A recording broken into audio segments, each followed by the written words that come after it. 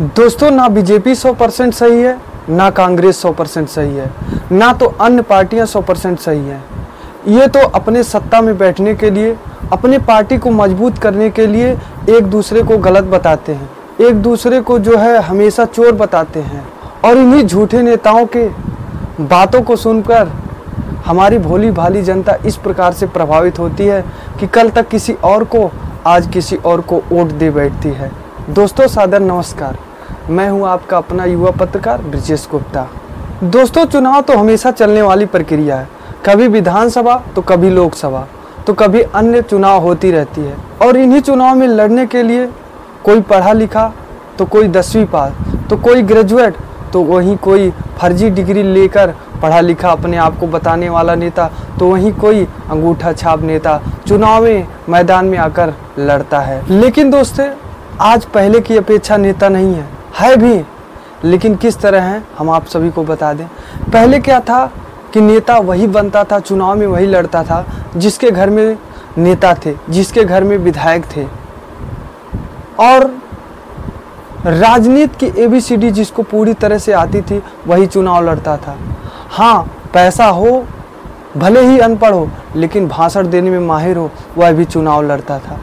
लेकिन आज जान रहे हैं किस प्रकार के लोग चुनाव लड़ रहे हैं, राजनीति में इंटरेस्ट रख रहे हैं। फिल्मी दुनिया के लोग राजनीति में आ रहे हैं, IAS अधिकारी राजनीति में आ रहे हैं, रिटायर अधिकारी राजनीति में आ रहे हैं, यहाँ तक के कोर्ट के जज भी राजनीति में चुनाव लड़ रहे हैं। जान रहे हैं आखिर में ऐसा क्यों हो रहा है? क्या जानना चाहेंगे? तो हम चलिए आज आप सभी को बता दें। नेता बनने से जानते हैं कितना फ़ायदा है। अगर आप नेता बनेंगे तो आप पूरी जीवन पेंशन पे पेंशन पाएंगे, टैक्स आपके ऊपर नहीं लगाया जाएगा, अनेकों सुविधाएं पाएंगे। वहीं कहीं कहीं देखते हैं कि कईयों मुकदमा होता है किसी मुजरिम के ऊपर, फिर भी वह चुनाव जीत जाता है। किसी बड़ी पार्टी में रहता है तो वह राज करता है आपके ऊपर। वहीं अगर विपरीत देखा जाए, किसी आम जनता के ऊपर अगर एक मुकदमा हो तो वह कोर्ट कचहरी में जा कर के इस तरह से परेशान होता है कि उसकी पूरी जीवन मानो खराब हो जाती है।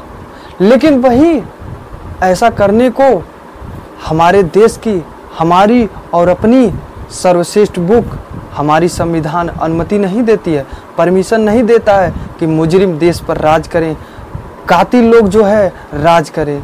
लेकिन फिर भी राज कर रहे हैं। जान रहे हैं क्यों? इसमें आपकी गलती है 100%। क्यों गलती है? इसलिए गलती है क्योंकि जो संविधान हमें और आपको बताती है क्या अच्छा है, क्या गलत है, आपको कैसे चलना है, आपका अधिकार क्या है, आपका हक क्या है, उसको आप जानते नहीं हैं, उसको आप पढ़ते नहीं हैं। क्यों नहीं पढ़ते हैं भैया? जो संविधान आपको बताती है कि वो मुजरिम है, इसके बारे में आप जानकारी रखो। और संविधान यहाँ तक की बताती है कि सच क्या है, गलत क्या है, गलत से किस प्रकार लड़ो, यह भी हमें बताती है। लेकिन आप उसी संविधान को जानते नहीं हैं, तो ऐसे अनपढ़ बेवकूफ़ लोग आपके ऊपर राज ना करेंगे तो और क्या करेंगे। इसलिए दोस्तों, कभी भी बदला लेना हो इन राजनेताओं से तो चुनाव के समय बदला लीजिएगा। मगर लेंगे कैसे? आपके पास कुछ जानकारी है ही नहीं। आप तनिक भी किसी के बहकावे में आकर अपने वोट को, अपने हथियार को त्याग देते हैं। आपका वोट बहुत बड़ा आपका हथियार है। आपका एक वोट एक ऐसा हथियार है जो आपके पूरे अधिकार को दिलाता है। लेकिन उसी को अगर आप किसी गलत जगह रख देंगे, किसी गलत को दे देंगे, तो आपका हमेशा शोषण होगा। चुनाव के समय उन नेताओं से बदला नहीं ले पाएंगे क्योंकि आप पढ़े नहीं हैं, आप अपने बच्चे को पढ़ाने की कोशिश नहीं कर रहे हैं, तो कैसे आप बदला लेंगे? दोस्तों, बदला तब ले पाएंगे जब आपका बच्चा पढ़ेगा। आप पढ़े लिखे रहेंगे तब सच जानेंगे, सच जानने की कोशिश करेंगे।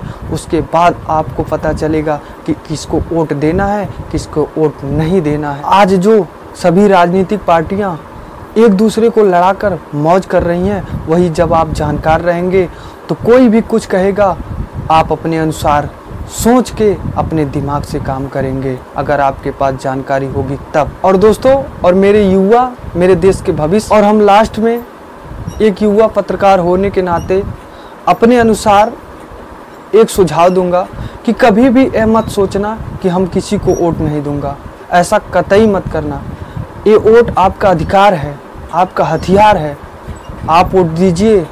अगर आप इसे त्यागेंगे तो ये जो नेता आपके साथ शोषण करते आए हैं, आपके बच्चे के साथ शोषण करते आए हैं, युवाओं के साथ शोषण करते आए हैं, इसी हथियार से आप बदला ले सकते हैं। इसके अलावा आप इन नेताओं से किसी भी माध्यम से बदला नहीं ले सकते हैं। केवल आपके पास यही हथियार है, आपका एक वोट। इसी हथियार से आप किसी भी पार्टी के सत्ता को गिरा सकते हैं। तो दोस्तों, हम उम्मीद करते हैं आज की हमारी यह कुछ बातें आपको ज़रूर पसंद आई होगी, और वीडियो पे हमारे नए हैं तो चैनल को ज़रूर सब्सक्राइब करिएगा। तो दीजिए ब्रिजेश गुप्ता को इजाज़त, मिलते हैं नेक्स्ट वीडियो में। धन्यवाद।